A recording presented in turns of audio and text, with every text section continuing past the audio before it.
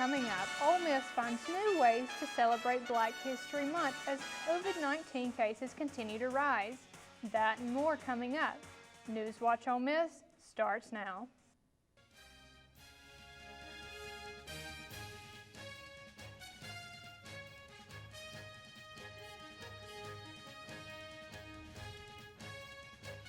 Good evening, and thank you for tuning in to Newswatch Ole Miss. I'm Aniston McClellan. The University of Mississippi is hosting events throughout February to kick off Black History Month. Eddie Glade Jr. plans to speak at the university. Glade is a scholar of African American Studies. On February 9th, Glade will present the keynote address. Other events include film viewings, workshops, presentations, and more to celebrate Black History Month. For more information on the upcoming events for Black History Month and beyond this spring, visit inclusion.olemiss.edu. COVID-19 cases steadily rise at the University of Mississippi. The university reporting 40 active cases.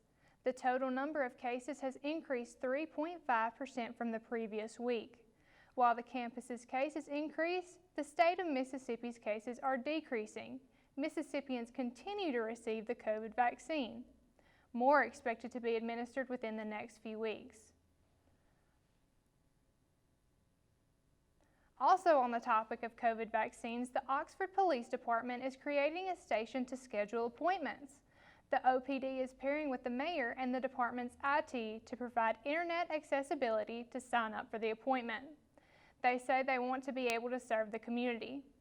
If eligible to receive the vaccine, you can sign up at the University of Mississippi scheduling website at covidvaccine.umc.edu. A Tate County man is being charged with sexual battery against a child. A family member reported Corey Ratcliffe to the sheriff's office after becoming suspicious of a social media post. Ratcliffe was arrested and is currently behind bars. Those looking into the case have not been able to release details.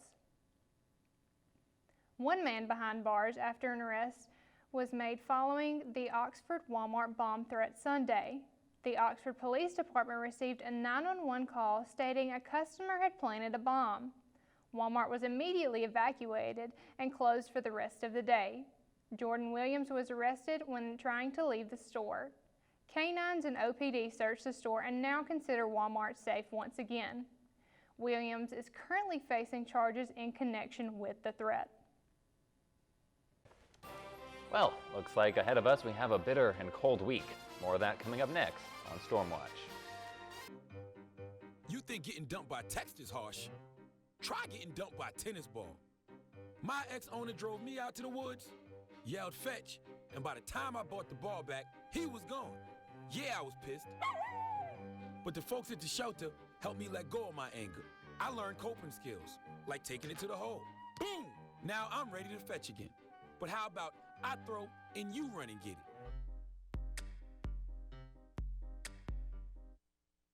Each year, hurricanes and major flooding threaten cities, towns, and rural homes across the Gulf states. So chances are there will be more storms and floods near here again. And between school, sports, and social lives, chances are you won't be with your kids when it happens. Will they know what to do? Ready.gov/kids has all the educational tools and information to make the conversation easy. When the time comes, chances are they'll feel prepared, not scared. So talk with your family today.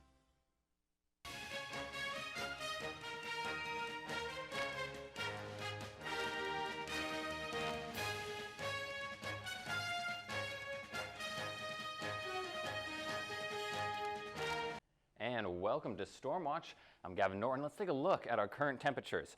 We can see right now South Haven is at 52. Here in Oxford, we're at 52 as well. Holly Springs and Corinth are looking pretty comfortable at 51. And Tupelo, though it's not rocket hot, is at 54. If we want to take a look and see what we're going to be dealing with tonight, it's going to be partly cloudy. It's going to be 40 degrees, and there are not going to be very many winds. Very, very low chance of rain, only at 10%. So not much exciting happening tonight. I want to take a look at tomorrow, though. Chance of rain is the first thing I want to look at. 95% chance, pretty big chance of scattered rain. We're going to get up to 61 degrees, and winds are going to be coming out of the south-southwest at about 10, maybe even up to 15 miles an hour. What does that look like for the rest of the week? We can see temperatures will continue to drop, and with that you can expect some evening showers. And the most exciting part of all this, perhaps, is that we can expect some midweek snow. So that's looking like Tuesday night, Thursday night. We're going to get some snow and some flurries mixed in there. That's all I have for Stormwatch. I'm Gavin Norton. The University of Mississippi announced this week that its first ever black student athlete will be honored with a statue. And Coach Yo was frustrated with her squad after crumbling in overtime against LSU. AJ Norwood has more coming up in sports. You told me not to talk to strangers. You told me not to cross the street without looking both ways. You told me not to touch the stove. You told me not to do drugs. You told me not to drink and drive. You gave me so many messages about how to stay safe. Why didn't you keep me safe by properly storing your gun?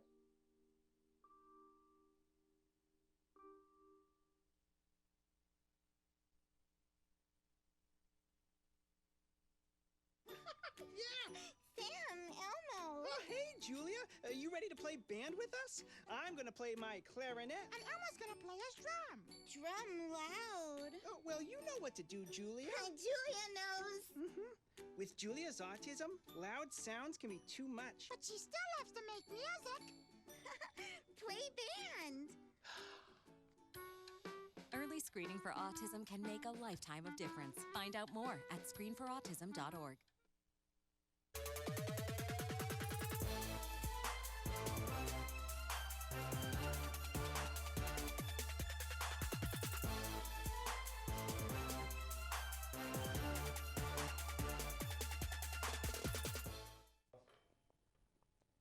"50 years ago, Coolidge Ball made history as the university's first ever black student athlete.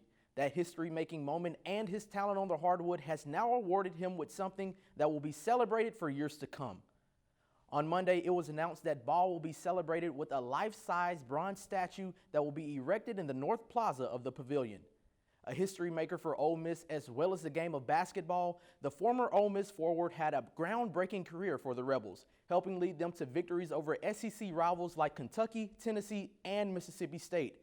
After scoring over 1,000 points during his varsity career, Ball graduated from the university in 1975 and was inducted into the Ole Miss Athletics Hall of Fame in 1991. Head coach Kermit Davis had nothing but praise for Ball and his history here at Ole Miss. It's just, it couldn't happen to a better person that represents Ole Miss and our entire state than Coolidge. So it's going to be great to see a statue go up, and I know Coolidge is awful proud of that. Ball's historic statue will be erected in the North Plaza of the Pavilion on May the 15th.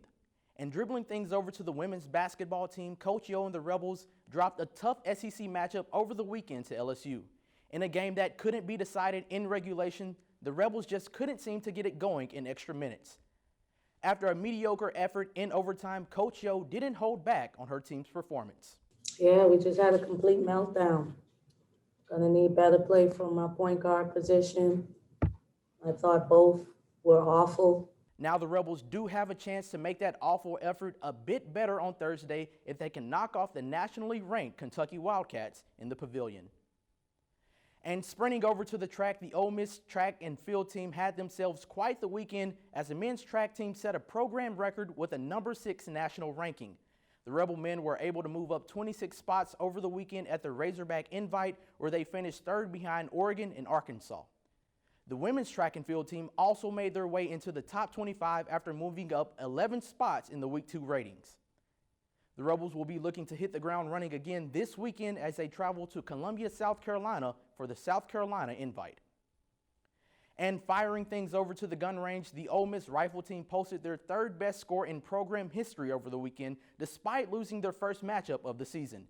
Taking on number 4 West Virginia on Sunday, the Rebels posted a blazing team score of 4,713. But after every impressive shot by the Rebels, West Virginia came back with an answer. Overall, the Mountaineers posted a team score of 4,737, just easing past the Rebels.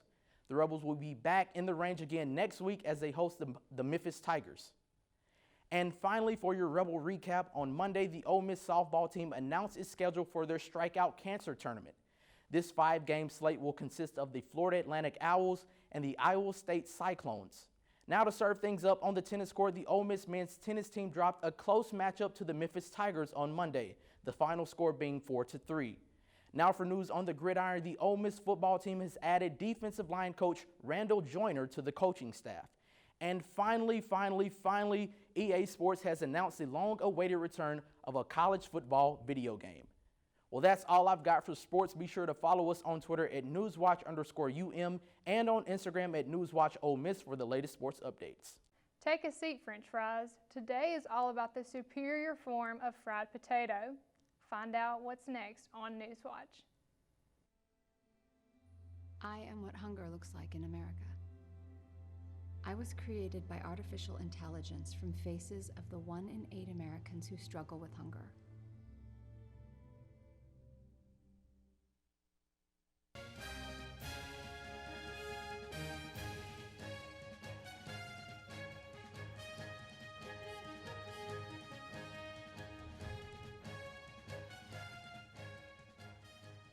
Heat up that deep fryer in oil because it's National Tater Tot Day. Over 3.5 billion of these Southern favorites are eaten each year by Americans, and these were originally table scraps from French fries used to feed cattle. Now it's just your choice to decide if you're going to celebrate or not. That's all we have for today. Thank you for tuning in to Newswatch Ole Miss. Make sure to follow our social media pages for all updates. I'm Aniston McClellan. Thank you and have a wonderful day.